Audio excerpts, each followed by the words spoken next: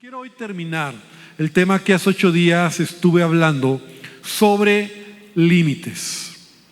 Límites como adultos, ¿verdad? Límites como jóvenes. Yo sé que aquí hay jóvenes, hay adultos, y este tema es para todos los que estamos aquí, porque yo decía la semana pasada que un signo de madurez en tu vida, y no solo madurez en tu edad, sino también en tu vida espiritual, es cuando tú ya tienes que poner tus propios límites o dominio propio, tener control de tu vida.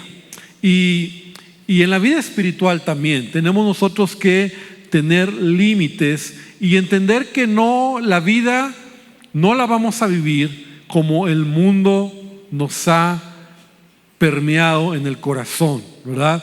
La idea de haz de tu vida lo que quieras, hazlo porque todos lo hacen. La idea de, bueno, pues es tu vida, nadie te tiene que decir lo que tienes que hacer. Son formas de pensar que no van con lo que la Escritura nos enseña. De hecho, veíamos que sí, el mundo tiene un molde, y ese molde es que todos lo hacen, y no tenemos nosotros que hacerlo porque todos lo hacen. Realmente tenemos que vivir de una manera diferente. Hablábamos sobre las pasiones.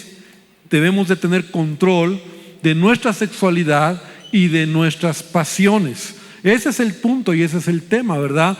Porque vivimos un mundo contaminado y tenemos nosotros que aprender a caminar de acuerdo a la palabra de Dios. De hecho, hablábamos del tema del noviazgo y cómo no es un tema que a muchos les gusta lo que estoy compartiendo, pero yo te decía la semana pasada, si tú no quieres pensar igual que yo, está bien, te doy derecho, pero es mi obligación enseñarte. Pero hoy no te doy derecho a que pienses diferente, porque te voy a hablar con la palabra de Dios. Entonces la palabra de Dios rige nuestras vidas. Si tú eres hijo de Dios, tú tienes, como yo, ¿verdad?, que someter nuestro corazón, nuestra vida a lo que la Biblia dice, a lo que la palabra de Dios dice. ¿Cuántos lo creen? Amén. Entonces no es lo que diga el pastor, no es lo que es mi experiencia, sino hoy te voy a hablar de la palabra de Dios. Así que quiero que por favor abras tu Biblia. ¿Cuántos traen su Biblia de papel? Yo espero que traigas tu Biblia de papel, o al menos tu Biblia electrónica, ¿no? Y podamos hoy leer la Escritura. Y vamos a 1 Tesalonicenses capítulo 4, en el versículo número 2. 1 Tesalonicenses 4:2, y voy a leerlo en la Nueva Versión Internacional. También voy a tomar un poquito de la 60. Y entonces dice el apóstol Pablo, y creo que este versículo del 2 al 5 es como un resumen de lo que hace 8 días hablé, y voy a avanzar. Dice: ustedes saben cuáles son las instrucciones que dimos de parte del Señor Jesús. Esto no es algo que Pablo dice, no es algo siquiera que yo hoy te voy a enseñar, es lo que Jesús mismo está enseñándonos, ¿no? Entonces en la versión 60 dice: porque ya saben qué instrucciones os dimos por el Señor Jesús. ¿Cuáles son estas instrucciones? La voluntad de Dios es que sean santificados y que se aparten de la inmoralidad sexual. Ese es el tema. La versión 60 dice que os apartéis de fornicación. Esta palabra griega, que se traduce en la 60 como fornicación, tiene un mayor, ¿verdad?, más amplio manera de entenderlo cuando tú lo traduces como inmoralidad sexual. La palabra griega, que es pornoia, ¿verdad?, se traduce más como toda clase de inmoralidad sexual. Entre ello, por supuesto, la fornicación. Dice que se aparten de la inmoralidad sexual, que cada uno aprenda a controlar su propio cuerpo. Y ahí está el tema, ¿verdad? Límites, tener dominio propio, que cada uno aprenda a controlar su propio cuerpo de una manera santa y honrosa, sin dejarse llevar por los malos deseos, como hacen los paganos, o la versión 60 dice los gentiles. Otra versión dice, o aquí lo dice, los que no conocen a Dios. Entonces yo podría resumir lo que hace 8 días hablé en este versículo, porque Dios desea que tú y yo podamos tener límites, poner límites en nuestra vida sobre lo que tiene que ver con nuestras pasiones. El impulso sexual es algo muy fuerte en el ser humano, ¿no? El impulso sexual en el hombre, en la mujer, es algo que tenemos que controlar. Y recuerda que lo que tú no controlas te va a controlar, y lo que te controla eventualmente te va a destruir. Y eso nunca lo debes olvidar. Cuando Dios creó al hombre, Dios le dio autoridad para señorear. Y esa palabra es tener dominio, tener el control. Y no solo de las cosas externas, sino control de tu propia vida. Pero la idea parece ser como que yo tengo el control, pero cualquier cosa que tú no controlas, te controla. Y mucha gente que a lo mejor empieza tomando una copita y dice yo tengo el control, o fumando o haciendo cosas inmorales, en el tiempo te controla, y lo que te controla te destruye.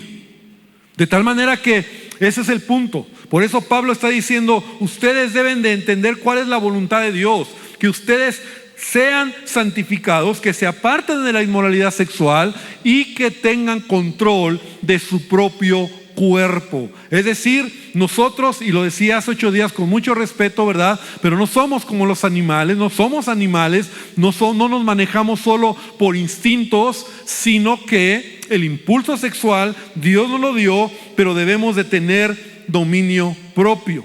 En los tiempos de Pablo, es muy interesante porque pareciera que el Nuevo Testamento está lleno de estas escrituras, porque en los tiempos de Pablo, la iglesia o el mundo en el que vivían, la inmoralidad sexual se veneraba. Déjame decirte que se adoraba. Incluso había lugares donde los hombres iban a adorar a sus dioses y había prostitutas con las que tenían relaciones sexuales. Y era una manera de adorar a sus dioses. Esa era la perversidad que existía en ese tiempo. Por eso cuando alguien se convierte a Cristo, en los tiempos de Pablo, Pablo tiene que enseñar y tiene que ser como muy enfático sobre este asunto. Ahora, el demonio es el mismo hoy en día, porque la inmoralidad sexual sigue siendo un dios en la sociedad. O sea, se alaba, se vive, se enseña, se practica y es parte de la sociedad. La inmoralidad sexual es algo como que hoy en día más que nunca, ¿verdad? Donde la maldad y donde ahora no importa cómo lo hagas, con quién lo hagas, donde lo hagas, cómo lo hagas, disfruta. Y es un Dios, sigue siendo ese mismo demonio, lo digo de esa manera, ¿verdad? Sigue siendo el mismo demonio, donde a lo mejor hoy no hay lugares de culto a esos ídolos para tener relaciones con esas mujeres que era parte de una adoración a sus ídolos, pero es lo mismo. Hoy la inmoralidad sexual ha crecido, y he hecho este tema que estoy hablando, que es importante, para muchos es incómodo. Para muchos es como que ya es una exageración. Pero tengo que ser muy claro, querida iglesia, con ustedes: la inmoralidad sexual es un pecado. Tener relaciones sexuales fuera del matrimonio es pecado. Dios lo desaprueba en su palabra. Y yo te lo voy a enseñar de acuerdo a lo que la palabra dice hoy. Así que por favor abre 1 Corintios capítulo 6, versículo 9. Y por eso Pablo, te digo y reitero, es enfático, es reiterativo en diferentes cartas, en diferentes iglesias. Entonces 1 Corintios 6, 9 dice: ¿no sabéis que los injustos no heredarán el reino de Dios? No erréis. Repite conmigo: no erréis. Otra manera de traducirlo es: no te equivoques, no te engañes. No pienses diferente. Ni los fornicarios, ni los idólatras, ni los adúlteros, ni los afeminados, ni los que se echan con varones, ni los ladrones, ni los avaros, ni los borrachos, ni los maldicientes, ni los estafadores heredarán el reino de Dios. La palabra es enfática, la palabra es clara. Y pecado es pecado, ¿verdad? Es en el mismo nivel. Aquí Pablo está hablando, no hay pecado más grande o pecado que te tenga que asustar más que otro, porque al final pecado es desobedecer a Dios. Pero Pablo sigue diciendo en el versículo 11, y esto erais algunos. O sea, algunos de ustedes. O sea, Pablo está diciendo esto, algunos de ustedes lo hacían, lo practicaban. Pero ahora dice, ya han sido lavados, ya han sido santificados, ya han sido justificados en el nombre del Señor Jesús y por el Espíritu de nuestro Dios. ¿Cuántos dicen amén? Dale un fuerte aplauso al Señor. Porque sabes, esto eras algunos. O sea, mi vida pasada, mi vida sin Cristo, mi vida que yo no entendía y estaba en el molde de este mundo. Lo hacía porque todos lo hacían, porque había que hacerlo. ¿Por qué tenía que fumar? Pues porque todos fuman, ¿no? O sea, pues es la edad de que hay que fumar, hay que tomar, hay que noviar, hay que ir a fiestas. ¿Y por qué? ¿Por qué? Pues porque todos lo hacen. Y si yo no lo hago, pues entonces soy raro. Entonces se burlan de mí. Entonces me ven extraño y no me cae el 20, pero el día que Cristo viene a mi vida, el velo se quita y puedo ver las cosas de manera diferente. Y sí, claro, la gente va a decir que soy un retrógrada, un raro, un religioso, que me lavaron el coco, que ya me estoy pasando, pero la realidad es que eso es lo que Pablo está diciendo. Pablo dice, ustedes antes eran esto. La realidad es que ninguno de los que practican estas cosas heredarán el reino de Dios. Es por eso que yo decía la semana pasada, un noviazgo sin propósito va a caer en esto. Porque cuando no es en el tiempo de Dios, ni a la manera de Dios, ni en como Dios quiere, vas a caer y vas a ofender a Dios. Y la fornicación, tener relaciones sexuales fuera del matrimonio o cualquier clase de inmoralidad sexual, trae maldición a tu vida. Ahora quiero que vengas conmigo a otra escritura muy interesante que está en el libro de Apocalipsis, capítulo 2, versículo 14. Hoy trato de enseñar algunos principios que encuentro en la palabra de Dios. Apocalipsis capítulo 2, versículo 14. Si tú has leído Apocalipsis, sabes que capítulo 2, capítulo 3 de Apocalipsis es un mensaje que Dios da a 7 iglesias. A 7 iglesias llamadas las 7 iglesias del Apocalipsis. Y quiero que leamos este versículo en particular. Apocalipsis 2:14. Pero tengo unas pocas cosas contra ti. O sea, es Dios hablando a la iglesia. Que tienes ahí a los que retienen la doctrina de Balaam, que enseñaba a Balac a poner tropiezo ante los hijos de Israel, a comer de cosas sacrificadas a los ídolos y a cometer fornicación. Y voy a hablar los siguientes minutos sobre explicarte este versículo, que es muy interesante.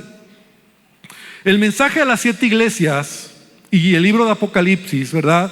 Que es un libro que tienes que entenderlo y tener una manera de interpretarlo. Hay 2 maneras de interpretar el mensaje a las 7 iglesias. La primera manera es cuando tú entiendes que desde la primera iglesia, la iglesia de Éfeso y todas las iglesias, Éfeso, Esmirna, Pérgamo, Tiatira, hasta la Odisea, cada iglesia representa un tiempo en la historia de la iglesia cristiana. Desde que inició la iglesia, cuando Jesús ascendió o cuando descendió el Espíritu Santo, hasta que Cristo viene por su iglesia. Entonces podríamos estudiar, muy interesante, cómo Éfeso representa un tiempo de la iglesia en la historia, y luego Esmirna otro tiempo de la iglesia en la historia, y así te vas con cada iglesia hasta la última, la Odisea, que incluso la Odisea es la iglesia que dice: por cuanto no eres frío ni caliente, si no eres tibio, te vomitaré de mi boca. Y esa es la iglesia de los últimos tiempos. Pero otra manera de interpretar las iglesias es que cada iglesia, tú puedes darle una aplicación a la iglesia actual. O sea, puedes hablar de Éfeso y puedes darle una aplicación a este tiempo, a la iglesia, a mi vida. Y cada iglesia, igual podríamos tener un estudio de las 7 iglesias hablando a mi vida como iglesia, como que soy parte de la iglesia. Y entonces yo podría aprender de las 7 iglesias. Ahora, cada una de las 7 iglesias, Dios da un mensaje. Y ese mensaje siempre tiene un reconocimiento o un qué bueno lo que estás haciendo, pero también tiene una exhortación, lo que has dejado de hacer, o ten cuidado con esto, o aguas porque si fallas en esto vas a perder tu propósito. Cada iglesia. Entonces, la iglesia de Pérgamo, que es la que estamos leyendo aquí, tiene un mensaje de parte de Dios en donde dice: tengo unas pocas cosas contra ti. O sea, en otras palabras, te tengo que decir algo, te tengo que regañar, te tengo que llamar la atención. Dios está diciendo por algo. ¿Qué es? Tienes ahí, o sea, dentro de la iglesia, tienes ahí a los que retienen la doctrina de Balaam. Y la pregunta es: ¿cuál es la doctrina de Balaam? Como la Biblia se interpreta por sí sola, más adelante lo dice, ¿no? Dice que enseñaba a Balac a poner tropiezo ante los hijos de Israel, a comer de cosas sacrificadas a los ídolos y a cometer fornicación. Pero quiero ponerte más en contexto. En el libro de Números, en el capítulo 24, solo para que lo anotes, no para que lo busques, se habla de este profeta Balaam. Algunos dicen que era un falso profeta, que era más un adivino que un profeta al tipo de los profetas del Antiguo Testamento. Sin embargo, se presenta este profeta y hay un rey de Moab que se llamaba Balac. El pueblo de Israel está tomando territorio en la tierra y Dios está con ellos. Y entonces este Balac, el rey de Moab, los moabitas, tiene miedo y entonces busca a este profeta y lo compra por dinero. Y le da mucho dinero y le dice: te quiero pedir algo. Quiero que maldigas al pueblo de Israel. Y Balaam dice: no, yo no lo puedo maldecir, pero ¿cuánto me vas a dar? ¿No? Lo que quieras. Es que yo no puedo maldecirlo.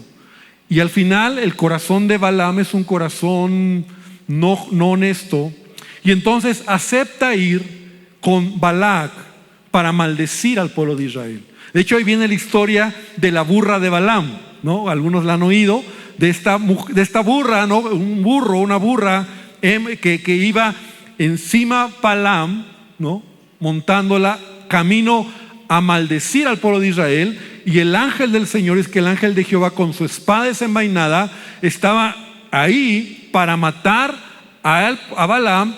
Y la burra se detiene y Balaam la maltrata y la burra habla, ¿no? Y es donde dice, la burra habló y le dijo: ¿qué no estás viendo lo que está delante?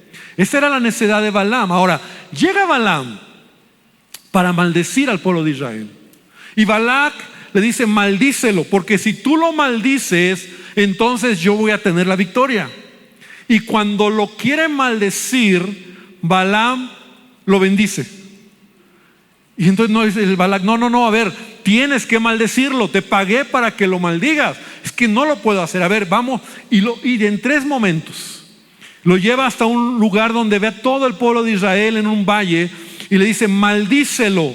Y cuando lo va a maldecir, declara bendición sobre Israel. Y le dice: es que yo no lo puedo maldecir, porque Israel es bendecido por Dios. Y entonces Balac le dice: pues ¿para qué me sirves? Mejor regrésate a tu casa, no me ayudes ya, no me ayudes porque no me estás ayudando, regrésate a tu casa. Y entonces Balaam le dice: ya me voy, pero te voy a decir algo, y no quiero que nadie lo oiga. Si tú pones a tus mujeres para que coqueteen con el pueblo de Israel y los hombres israelitas se mezclen con ellas y empiecen a tener relaciones sexuales y se mezclen y empiecen a adorar a los ídolos que ustedes tienen, entonces ellos van a perder, porque Dios es un Dios santo. Ellos están bendecidos, pero ellos, si toman esa mala decisión, Dios dejará de estar con ellos. Y se fue Balaam. Y el rey Balac, mira lo que dice Números capítulo 25. Te conté rápidamente la historia de Números 24, pero Números 25 dice lo siguiente. Números 25 dice: moraba en Israel en Sittim, y el pueblo empezó a fornicar con las hijas de Moab, las cuales invitaban al pueblo a los sacrificios de sus dioses, y el pueblo comió, se inclinó a sus dioses, y así acudió el pueblo a Baal, a adorar a Baal, Peor, y el furor de Jehová se encendió contra Israel. Entonces, cuando tú lees Apocalipsis, ¿cuál es la doctrina de Balaam? Y quiero leerte literalmente algo que me gustó mucho en mi estudio. Una doctrina no son simples ideas sueltas. Toda doctrina se compone de una serie de principios bien ordenados y estructurados, los cuales dan forma a una manera de pensar y de creer. Es por eso que cuando una doctrina es creída y aceptada, viene a ser el eje rector de la conducta de quienes la siguen. La doctrina puede o no ser buena. Si los postulados que consagra son justos, esa doctrina es una bendición. Pero si no, se convierte en un cáncer que contamina a la persona. En el caso de Balaam, quien sabía que todo el que viola la ley de Dios caía automáticamente en maldición, enseñó a Balac en secreto cómo usar ese principio para así poder arrastrar a los israelitas a que cayeran sobre ellos la maldición que él no pudo desatar mientras ellos estaban asentados en justicia. La doctrina de Balaam se puede definir así: es la enseñanza que con toda intención busca que se violen los decretos de Dios, la justicia divina y los principios de santidad, para que eso sirva de tropiezo a los santos y caigan en maldición. Balaam sabía que quien fornica o quien practica idolatría queda separado de Dios. Así que les dio una cátedra de cómo usar la fornicación y la idolatría a los moabitas para quitar a Dios de en medio. La doctrina de Balaam se presenta con tal sutileza que te hace creer que fornicar antes del matrimonio no es problema. Que no importa que tenga relaciones sexuales, Dios es bueno. Que los ídolos son instrumentos de inspiración y de fe y no importa que regreses a ellos.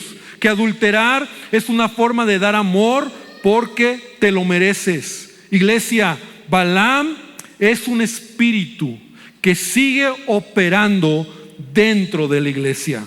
La doctrina de Balaam busca llevar a la iglesia a que acepte o tolere posturas contrarias a los principios del reino, porque así sabe que aceptándolo el creyente o la iglesia será ineficaz y el creyente se pervertirá y su propósito se terminará. Eso es lo que encontramos en Apocalipsis. Qué tremendo, porque esta enseñanza nos está advirtiendo.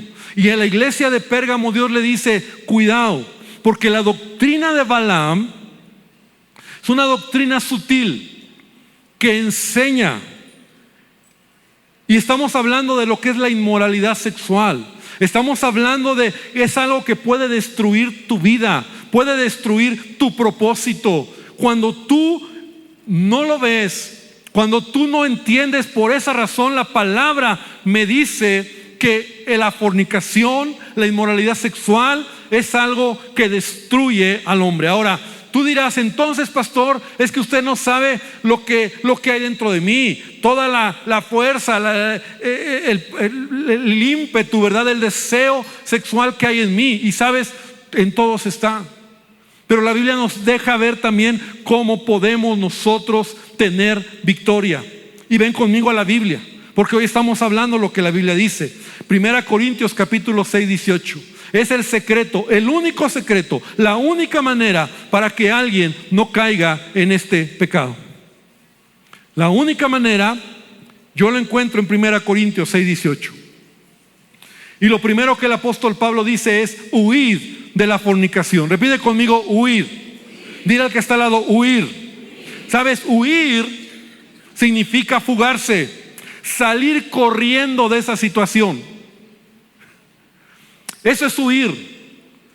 O sea, cuando yo entiendo que soy débil, o sea, nadie de los que estamos aquí podemos creer que tenemos la fuerza, la voluntad o la madurez para vencer la tentación en esa área. La manera de vencerlo es cuando tú te alejas de ello, cuando tú huyes de ello. No solo te hablo de relaciones sexuales, te hablo de no alimentar tu mente con imágenes seductoras. Y es difícil, claro que sé de lo que te estoy hablando. Estoy en el mismo mundo que tú vives. Y las redes sociales, y la televisión, y los medios, y todo lo que se exalta la sensualidad. Pero yo no puedo, yo debo de tener dominio propio y aprender a controlarlo y pedirle a Dios que me ayude. Evitar ir a lugares seductores donde mi carne sea seducida con el sexo opuesto. Tiene que ver con cuidar mis ojos, porque muchos han caído en la pornografía y hoy son esclavos de ello. ¿Recuerdas lo que te decía al principio? Lo que tú no controlas te controla. Y estás siendo controlado por ello. Y dices: pastor, es que es algo muy fuerte. Claro, porque lo que tú creíste que podías controlar te está controlando. Y todo eso son puertas que vas abriendo a la inmoralidad sexual. Por tal motivo, el consejo de la palabra no es ora mucho o haz esto, es ni siquiera te acerques ahí. Si eres casado, si eres soltero, si estás esperando la voluntad de Dios, en el caso de los solteros, no estés con una mujer a solas. En el caso de los casados, más aún, ¿verdad? O sea, no puedes jugar con ello. No puedes creer que eres fuerte y que lo vas a lograr, porque dice Proverbios que aún los más fuertes han caído y los más poderosos han fallado en esta área de la inmoralidad sexual. Hermano, tiene que ver con huir de la fornicación. Y Pablo dice huir. Y esto me recuerda, ¿verdad? Cuando José salió huyendo. ¿Te acuerdas? Cuando la esposa de Potifar quería tener relaciones con él. ¿Y qué hizo él? Él no podía vencer de otra manera que salir corriendo despavoridamente. Le costó. Pero era la manera en donde él dijo: yo no podría deshonrar a Dios, porque lo que haría sería deshonrar a Dios. Son los principios de la palabra, los valores, y no esa doctrina sutil que te hace creer: no pasa nada. No, claro que va a pasar, y hay maldición en tu vida. Y quiero avanzar un poco más en el tiempo que me queda. Dice Pablo: huid de la fornicación. Cualquier otro pecado que el hombre cometa está fuera del cuerpo, mas el que fornica contra su propio cuerpo peca. Y eso es también algo fuerte. Si bien es cierto, todos los pecados, como te decía, están en el mismo nivel. Es pecado, has desobedecido a Dios. Claro, hay pecados que tienes que pagar más consecuencias que otros, pero el pecado sexual, la Biblia lo define como un pecado contra tu propio cuerpo. ¿Y qué significa eso, pastor? Porque eso es lo que dice aquí. Cualquier pecado está fuera de ti, pero el que fornica peca contra su propio cuerpo. Y te lo voy a explicar. Significa que al tener intimidad con una mujer o un hombre, entregas autoridad de tu cuerpo a alguien que no es tu esposo o tu esposa. Y ya que al tener relaciones sexuales te haces uno con esa persona. Eso significa que pecas contra tu propio cuerpo, que tú entregas tu cuerpo. Y esto es interesante, porque el diseño de Dios en Génesis 2 dice: dejará el hombre a su padre y a su madre y se unirá a su mujer. ¿Y qué pasa? Y los dos serán una sola carne. Y habla de lo que es la intimidad del matrimonio, pero también habla de lo que es hacerte una sola carne. Tú te haces una sola carne cuando tú tienes relaciones con un hombre o una sola mujer. Si no es tu esposo, si no es tu esposa, ese es el problema. Porque tú te haces uno. Y mira, en los tiempos de Pablo, qué tremendo. Porque era precisamente donde los hombres llegaban con prostitutas. Y cada vez que tú te unes en unión con alguien, te haces uno con esa persona. Y no es ser uno en cuerpo, sino también en espíritu, en alma. Hay una fusión eso es lo santo del matrimonio. El problema es que hemos devaluado tanto este tema que no lo alcanzamos a ver. Pero ¿qué pasa? Tú te haces uno con esa persona y entonces por eso vienen todos los rollos de amor y desamor y te sientes usado y te usaron y te sientes mal y ahora ¿qué hago? Y ahora ya perdiste el rumbo. Lloras y te sientes que te han lastimado, y cuando rompes esa relación te has hecho uno. Pero cuando tú vas con esa persona y te haces uno, entonces hay una mezcla de espíritus, hay una mezcla de tantas cosas, porque la intimidad sexual y el hacerte uno con esa persona, con una mujer o con un hombre, está en el contexto del matrimonio. El matrimonio es tan santo que por eso Dios dijo: se unirá a su mujer y los dos serán una sola carne. Y serse una sola carne es algo tan especial. Pero eso sucede cuando tú, entonces dice Pablo, el que peca contra su propio cuerpo peca. Porque tú decides entregar autoridad de tu cuerpo a alguien. Y ese alguien a lo mejor no va a ser tu esposo o tu esposa.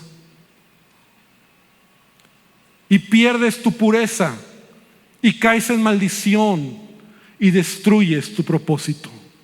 Y andas buscando a la mejor pareja, porque así es el mundo, al mejor que tal vez te va a llenar y te va a satisfacer, y te unes y rompes, y te unes y rompes.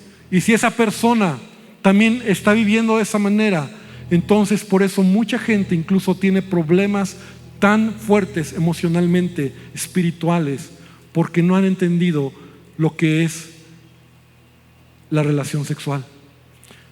Y no solamente por eso, pecas contra tu cuerpo, porque la Biblia dice que tu cuerpo es el templo del Espíritu Santo. Y eso también es muy fuerte, porque el día que tú creíste en Jesús, el Espíritu Santo vino a morar dentro de ti.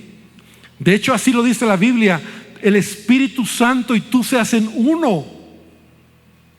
El Espíritu Santo mora en ti.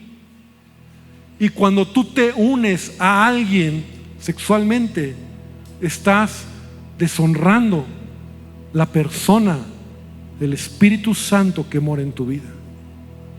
Y tú sabes a lo que te estoy diciendo, porque si tú realmente eres un hijo de Dios, tú no puedes pasarlo por alto, porque el Espíritu Santo está ahí. Si tal vez tú lo pasas por alto, tal vez tengas que reevaluar si eres hijo o hija de Dios, o el Espíritu Santo ha sido tan contristado que ahora ya no está ahí. Pero la realidad es que esa es la razón por la cual el pecado de inmoralidad es algo que el mundo exalta, pero como hijo de Dios nosotros debemos de guardar nuestra vida, nuestro cuerpo. Por eso Pablo dice en Romanos capítulo 6 versículo 13, dice: no presenten sus miembros al pecado como instrumentos de iniquidad, sino presentaos a vosotros mismos a Dios como vivos de entre los muertos, y vuestros miembros, habla de tus miembros, tu cuerpo, lo que tú eres, como instrumentos de justicia. La Biblia nos enseña que nosotros debemos de tener dominio propio, debemos de trabajar y tener nuestros propios límites. Mientras tú no estás casado, joven o señorita, o mujer o hombre que a lo mejor estás en una condición, en un contexto de no tener pareja ahora, o estás buscando, mira cómo es la doctrina de Balaam, mira cómo es este espíritu tan feo, que los israelitas acabaron uniéndose con mujeres moabitas y perdieron su propósito. Y yo te puedo decir con mucha tristeza que he visto tantos casos de hombres y mujeres que acaban casándose con hombres o mujeres que no conocen al Señor. Y mal. Y ahí pierdes todo. Pierdes tu propósito. Ay, sí, yo era cristiano. Tantas veces he oído a hombres: sí, yo era cristiano, pero me casé con alguien no cristiano. Y bueno, pues hace 30 años iba a la iglesia. Y ya tus hijos ni conocen del Señor. Y quiero terminar con una escritura más, que está en Primera de Pedro. No la tengo en mi bosquejo, pero en la primera reunión me recordé. Primera de Pedro, capítulo 4, versículo número 3.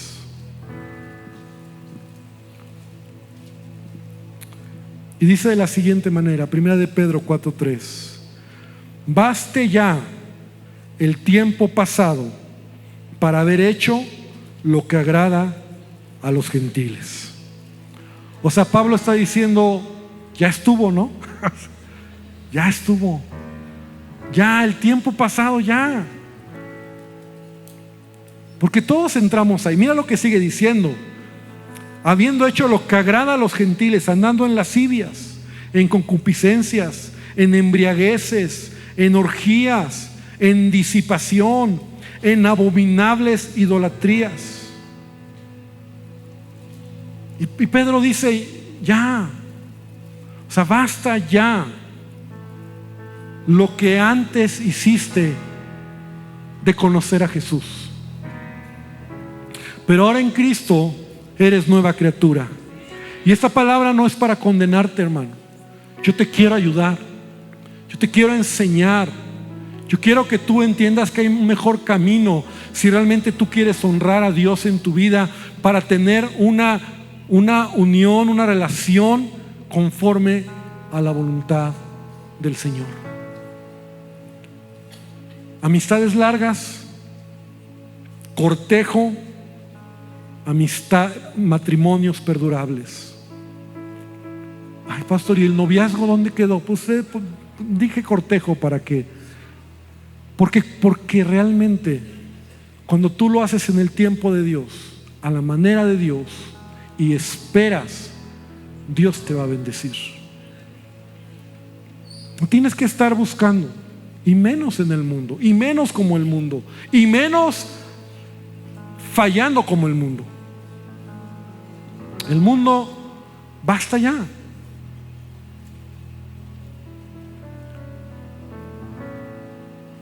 El día de antier casamos a un joven todavía de la iglesia, y en el altar se dieron su primer beso. Y sabes, no es imposible cuando lo haces a la manera de Dios. Mi responsabilidad como pastor es enseñarte los principios. Es decirte que sí, pecado de inmoralidad sexual es algo que tenemos todos nosotros que trabajar, que luchar, y no soy fuerte y reconozco que soy vulnerable. Por eso el consejo de la Biblia es: huye de eso. Huye de eso. No te acerques. No te creas fuerte. No dejes que eso pase en tu mente, que empiece a ganar terreno que te haga creer que lo vas a lograr, porque vas a fallar. Y yo quiero invitarte esta tarde para que podamos orar. Y no voy a hacer un llamado que vengas aquí al frente, pero lo único que quiero hacer es que tú hagas un compromiso con Dios. Si tú lo quieres hacer, si tú recibes un testimonio del Espíritu en creerle a Dios, en decir, yo lo creo, Dios, yo lo creo. Y sabes, Dios ve tu corazón, Dios mira tu decisión. ¿Es difícil? Puede ser. Yo tenía 17 años cuando un pastor enseñó algo así y yo lo creí. Y en mi lugar, sin hacer mucho rollo, solo yo dije, Señor, yo te creo. Y yo sé que si guardo mi vida para la que será mi esposa, en el momento tú me la vas a dar. Por ahí anda, no la conozco, no sé quién sea, pero de que por ahí anda, por ahí anda. Pero yo voy a esperar, Señor. Y fue una decisión que tomé. Y ya te he contado todo lo que ha sucedido en mi vida. Y cuando tú haces lo que Dios te pide, Dios bendice tu vida. No creas que lo que has vivido hasta hoy, de que el amor y el desamor y que el dolor y que todo eso es porque lo hacemos como el mundo lo hace. Porque así creemos que tiene que ser. Pero hay un mejor camino y es lo que la palabra de Dios nos enseña. Cierra tus ojos.